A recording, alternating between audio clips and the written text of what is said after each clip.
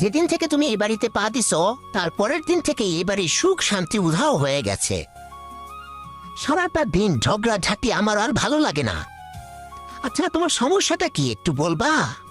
আমার মায়ের সাথে সারাক্ষণ খেচর খেচর কেন করো?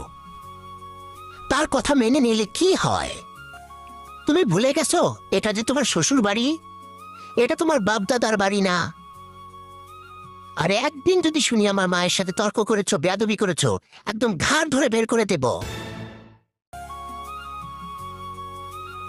বাহ, তুমি আমাকে বাসা থেকে বের করে দিবা না? দাও না, এটা তো তোমার বাড়ি। যখনই তোমার সাথে আমার ঝগড়া হয়, তোমার মা সবসময় তোমার পক্ষে কথা বলে। যতই দোষ তোমার থাকুক, তোমার মা কখনো আমার পক্ষে একটা কথা বলে না। আর আমি যদি রাগ করে আমার বাপের বাড়িতে চলে যাই, তাহলে আমার ভাই ভাবি বলে রাগ করে যেহেতু আসছো